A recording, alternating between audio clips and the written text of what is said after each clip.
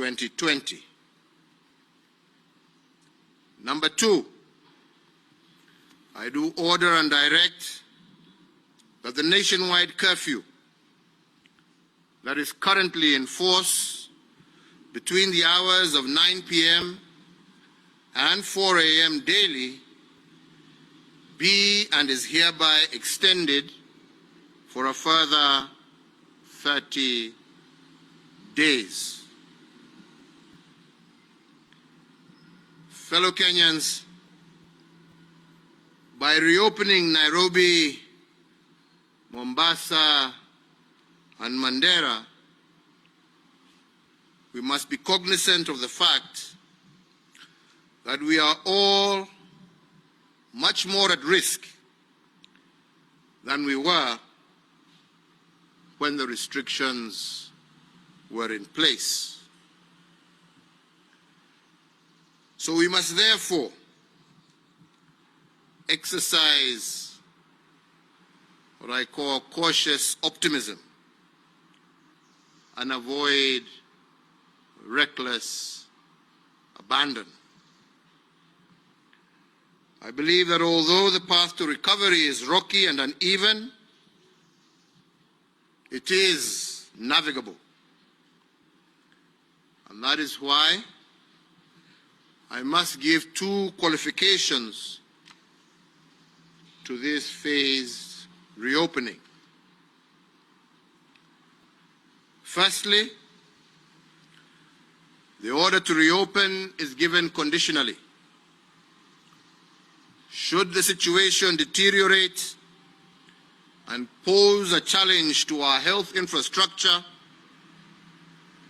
we will have to revert back to lockdown.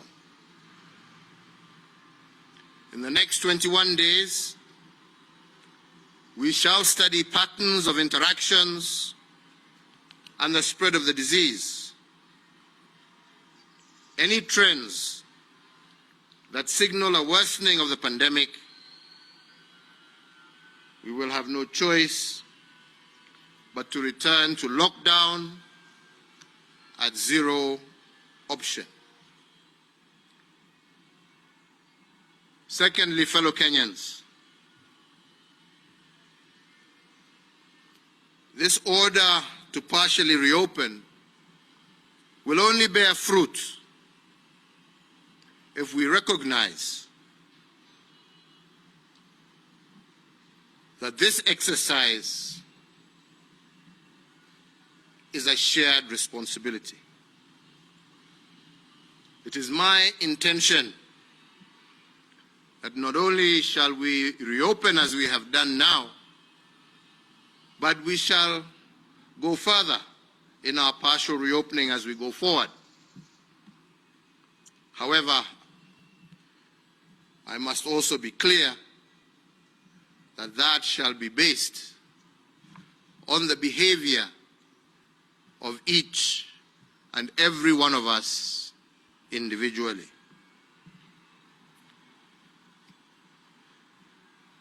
So therefore, fellow Kenyans, to reopen and to remain open, you must become your brother's keeper. You must become your sister's keeper.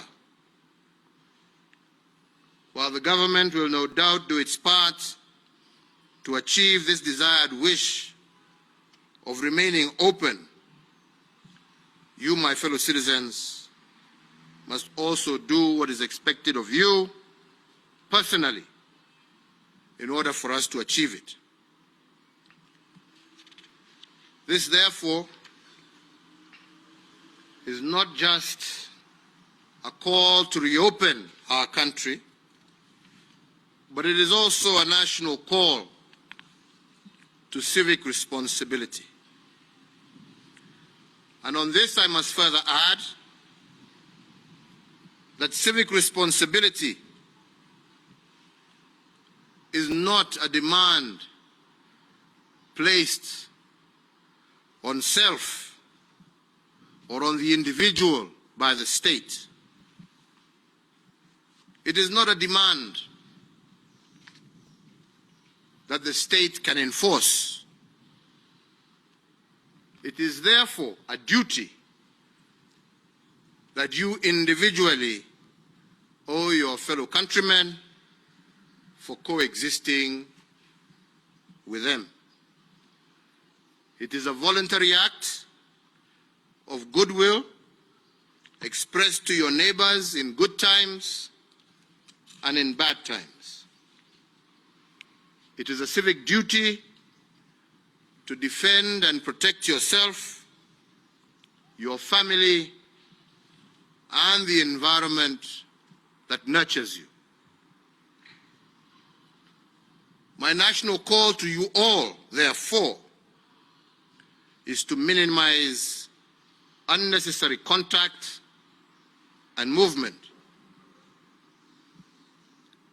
I encourage all Kenyans to consider delaying non-essential up-country travel. But again, that is voluntary. And I encourage you to exercise extreme caution and fidelity to the correct usage of face masks, hand washing, sanitizing, physical and social distancing, and also your individual concern for the health, especially of the elderly and those who have immune depressed systems, people who are much more susceptible to get a serious case of COVID-19. And you must always remember that there can be no unbearable responsibilities in the face of a crisis as we are in. Going further, and again with the advice of the National Security Council and the National Emergency Response Committee on the coronavirus pandemic, I also further order and direct the following phase measures.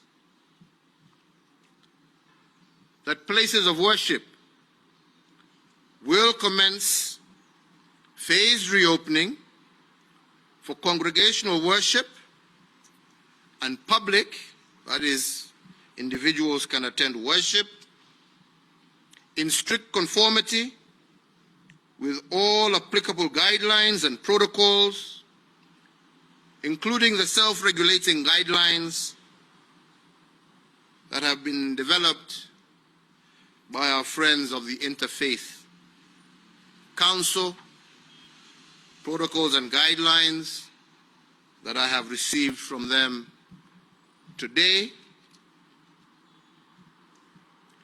And to mention but a few, that the guidelines issued by the Interfaith Council, only a maximum of 100 participants will be allowed at each worship ceremony, which should not take more than an hour.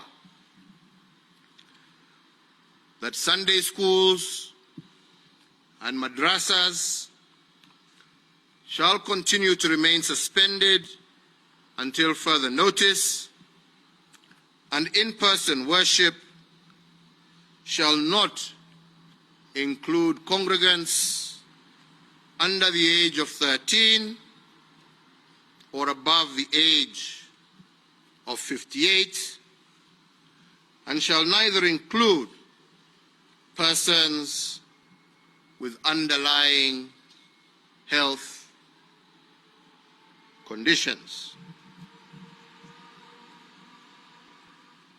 These guidelines will be shared by the Interfaith Council with their colleagues across the country,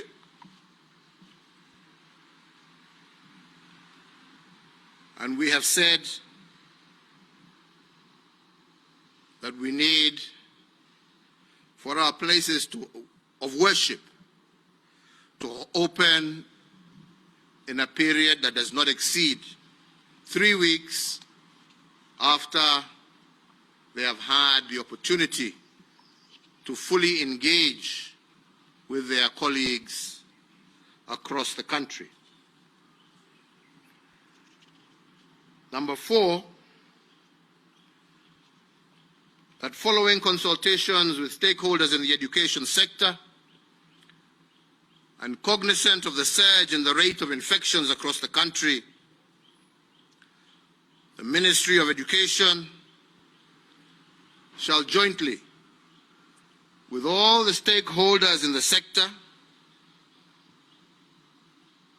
today, but no later than tomorrow, notify the public on the resumption of the 2020 academic calendar for basic education as well as tertiary institutions.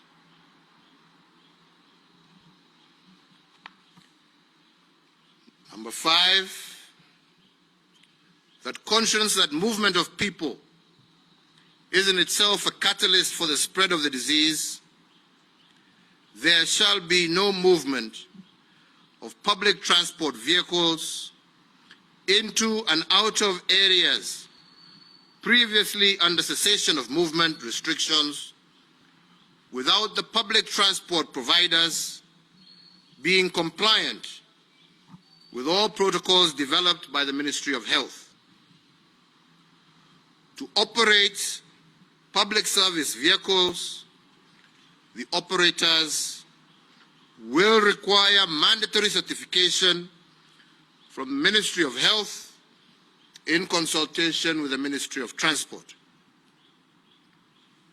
Number 6, that local air travel within the territory of the Republic of Kenya shall resume effective Wednesday, the 15th of July, 2020, and again in strict conformity with all applicable guidelines and protocols from both the Ministry of Health and our civil aviation authorities.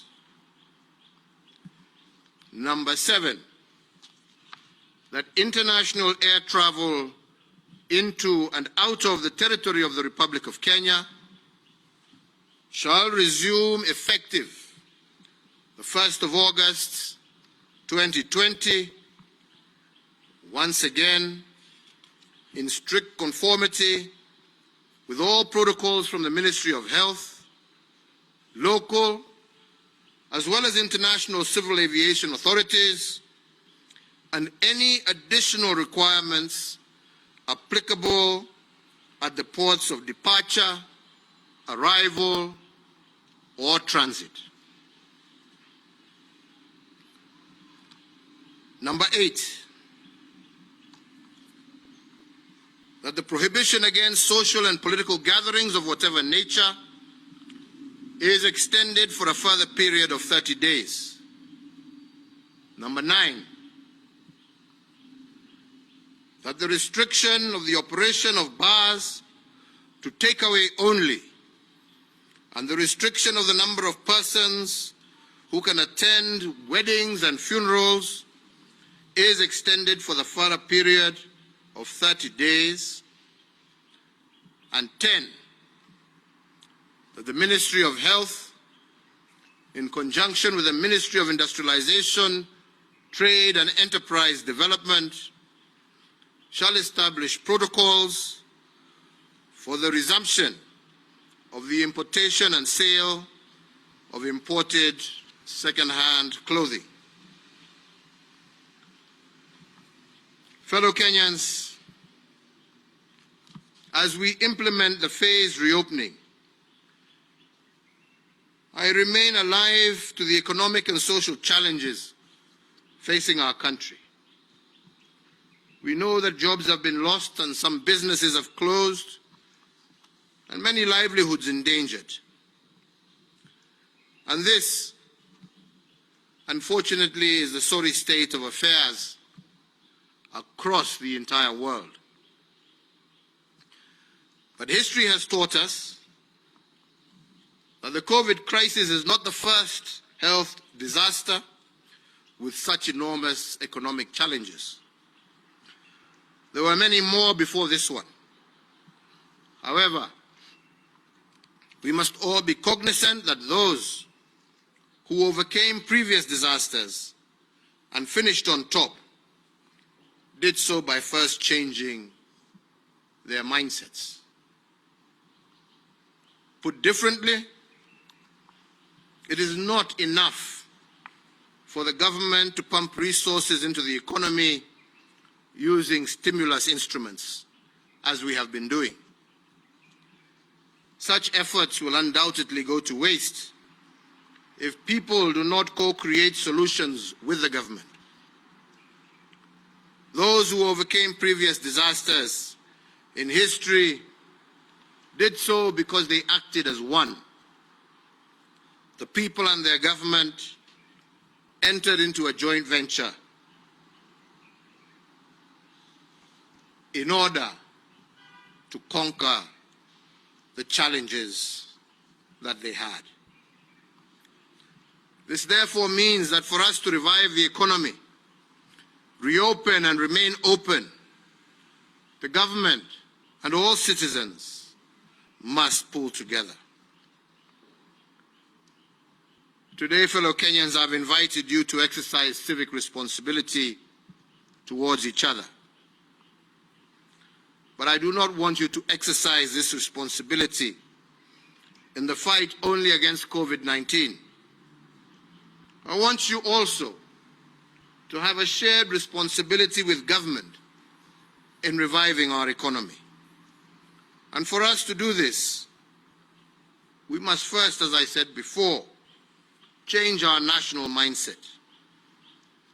We have the opportunity to stitch a new national mindset and chart the future that is ahead of us. On June the 1st, Madaraka Day, I set the stage for the change in mindset. And I challenged all of us to reimagine Kenya the way our founding fathers imagined a nation from nothing. And today, we have a much younger population. And I challenge you and will support you to reimagine our economy, our business models as we reopen tomorrow. We must remember that the coronavirus is an invisible enemy. We cannot confront this enemy because we cannot see it. We can only evade it. And invading an invisible army and enemy calls for great imagination. Instead of doing business as usual, therefore, this is a moment that calls us to do business unusual.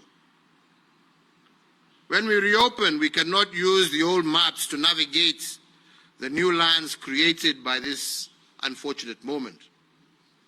We must have the courage to let go of the old ways. We must, together, find new opportunities to face the challenges of tomorrow. Those who will change their mindset and embrace the new normal will be favored by destiny. And I once again particularly encourage our young people to take up this challenge of reimagining our business models, and in this, I promise you my support. We may not have all the capital we need,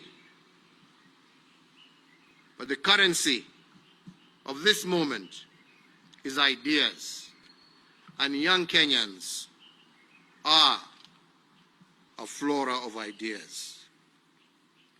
I note, for example, our textile industry has already seized the moment and leveraged on the silver lining presented by the COVID crisis to create opportunities for our fellow countrymen.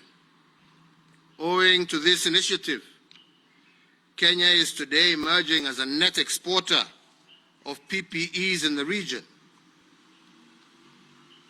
I applaud the COVID-19 Response Fund for contracting the local industry to produce PPEs for our healthcare workers. And I encourage other sectors of our economy to also reimagine Kenya in this fashion.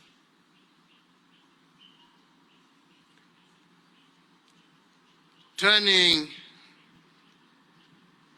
to another problem, which will be my last point,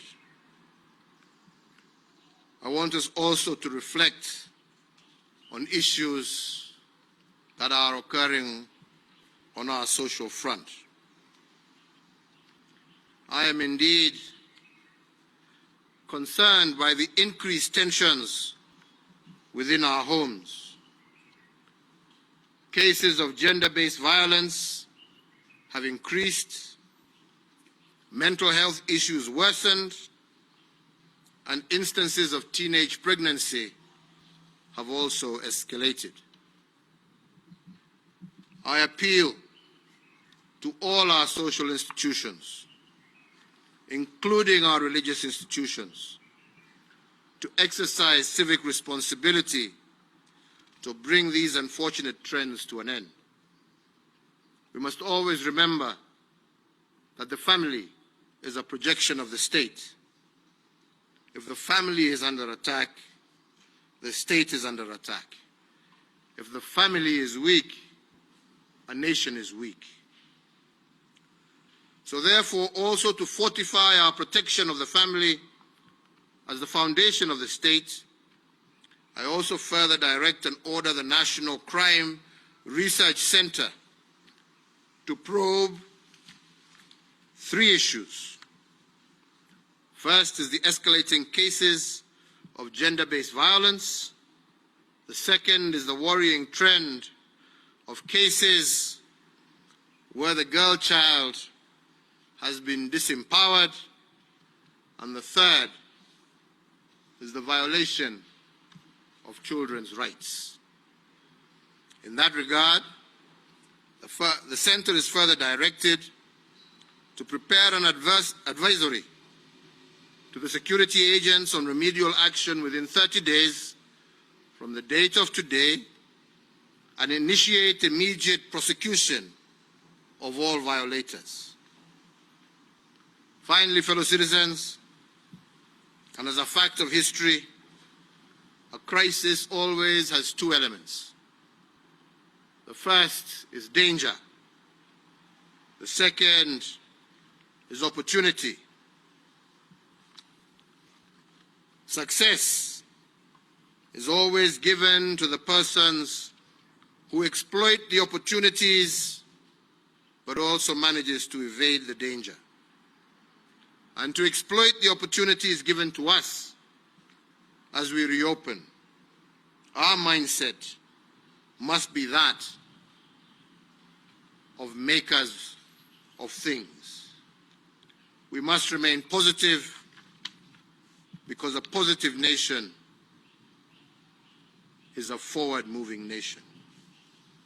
I want to thank all the stakeholders who have worked diligently for the last month to come to some consensus on the way forward. Na vile nimesema na ningependa nirudie tu tena, ni ya kwamba kulingana na mawazo na fikra zetu sisi wote, iwe ni serikali, iwe ni wakuu wa afya wa nchi yetu, iwe ni viongozi wa makanisa, iwe ni viongozi wa vyuo vyetu vya elimu, walimu na wazazi na wote, ni ya kwamba sasa na kutoka leo serikali itachukua jukumu lake. Hiyo hatutasita kufanya. Lakini kama tutafaulu, kama nchi tutafaulu kwa sababu kila mmoja wetu, mdogo ama mkubwa, mtoto hata mzee, mama ama baba, tutafaulu tukiwa kila mmoja wetu atachukua jukumu lake kibinafsi.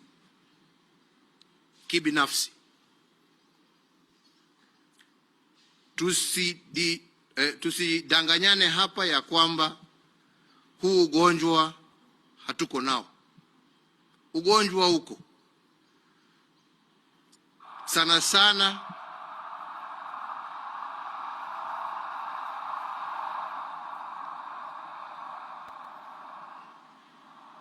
Sana sana twasikia watu wakisema hii ugonjwa sio ugonjwa wa kweli, kwa sababu mtu hajui, sio kitu unaweza kushika ama kuona, na wengi ambao wanaopata wanapona, ni kweli.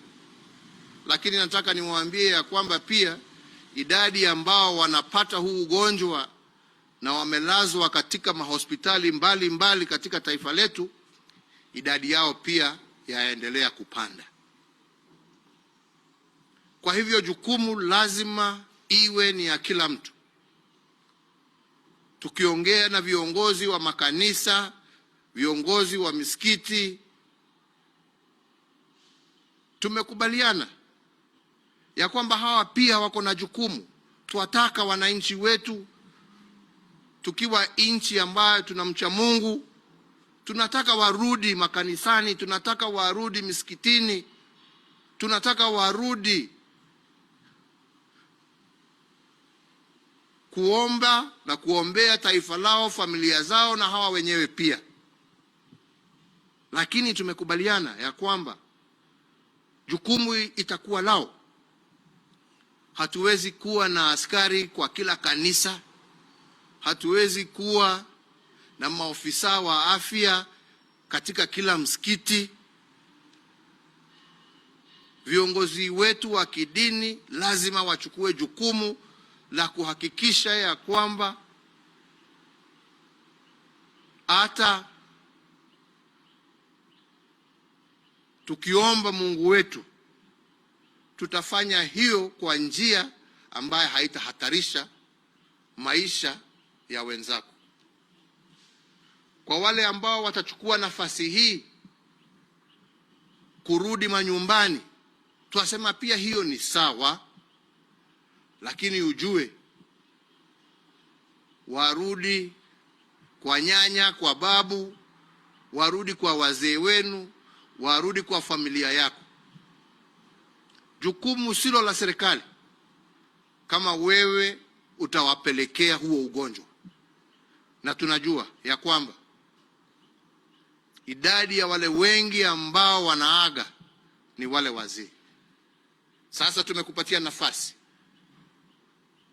waweza utoke Nairobi, uende Nyeri, uende Kakamega, uende Machakos, uende pahali popote, lakini ujue jukumu ni lako, na ile shida ambayo itatokea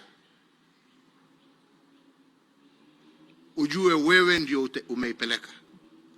So mimi naomba Wakenya, vile tulikuja pamoja wakati wa jangwa la ukimwi na wakati maelfu na maelfu ya Wakenya waliaga kwa sababu ya ugonjwa wa ukimwi, mwishowe tuliweza kujisaidia kwa sababu kila mmoja alichukua jukumu lake. Hiyo ndio iliokoa maisha, sio serikali. Serikali yaweza tu ikueleze hatari ambayo iko mbele yako, lakini hawawezi kuwa kwa nyumba yako, hawawezi kuwa katika kila kanisa, hawawezi wawe katika kila msikiti, hawawezi wakuwe katika kila soko. Ni wewe na mimi. Ombi langu kwa Wakenya wapenzi wenzangu, tunataka kuendelea kufungua, tunataka maisha yetu irudi, tuchukue hii nafasi ambaye serikali pamoja na viongozi wale ambao tuko nao hapa wametupatia, na tutende na tufanye yale ambaye yatatuwezesha sisi kama Wakenya kusonga mbele na kujiokoa kwa hii jangwa. Kwa hayo machache nirudie tena, asanteni sana kwa timu ya viongozi wa dini kiongozwa na Archbishop Muheria, kwa timu ambayo imefanya kazi upande wa elimu ikiongozwa na Profesa Makoha, na timu hizo zote mbili zitakuja mbele yenu kuambia matokeo ya mjadala ambao wamekuwa nao, na watupatie mwelekeo wa vile tutafungua makanisa na misikiti na mpangilio ambao tutafuata kuhakikisha watoto wetu wameweza kurudi kwa masomo yao, lakini kwa njia ambaye haitahatarisha maisha yao. Kwa hayo machache na mengi nasema Mungu awabariki, Mungu awalinde, and as we keep saying to each and every one of us, stay safe and recognize that the responsibility lies with you and me. God bless you all. Asanteni.